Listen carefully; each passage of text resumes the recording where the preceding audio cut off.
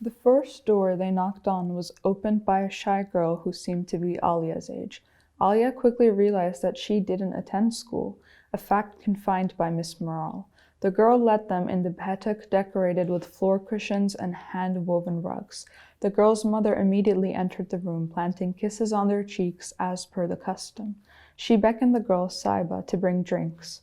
Miss Morale struck up a casual conversation involving Alia and the weather. Saba brought chilled lemonade and offered it to them.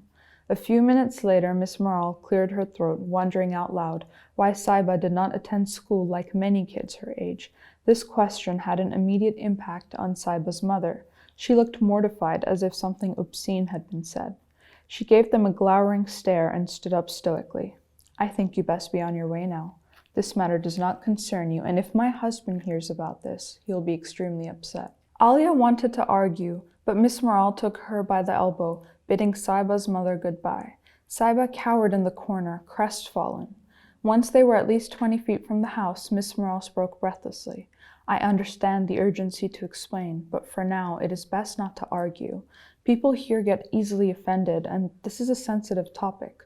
Remember, just be patient. Awareness spreads slowly and gradually. We must work with perseverance. Do you understand?" Alia nodded. "I understand." The next house they entered belonged to a young girl named Aruj, who didn't attend school either. Fortunately, her mother seemed interested in sending Aruj to school, but was hesitant due to the distance. It seemed a hassle traveling from school and back every day on foot. The third house was of a young boy who didn't attend school because his family could not afford him uniform, books, stationery, and other resources. Instead, he worked on the farm and helped his aging father. Their crop wasn't doing as well they intended this year, which meant money would be scarce and school was a far-fetched luxury. My name is Rameen Ali, and I am currently a student at North London Collegiate School, Dubai, studying literature and economics.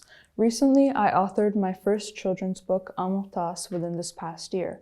The story revolves around a young girl named Alia from Lahore who visits a village and teams up with a local boy and a local school teacher to confront gender inequality and poverty.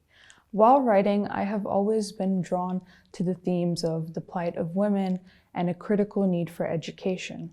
In all corners of the world, people face inequality every day and lack educational opportunities.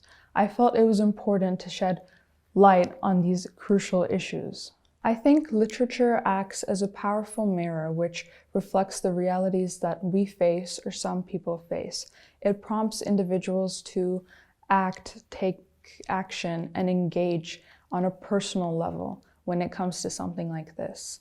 I've spent summers, springs, and winters in Pakistan ever since I was a kid. I've been coming here, and I've always witnessed the poverty firsthand, and most often I've seen women not going to school and often abandoning their education altogether.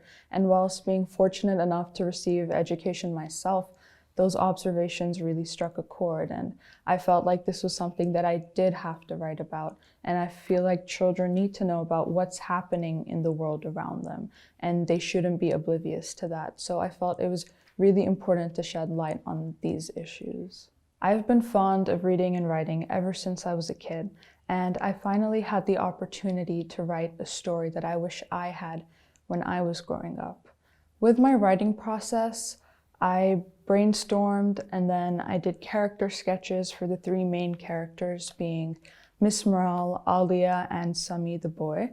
And then I focused on mood boards for the setting of the village and also each of the characters, which took some time.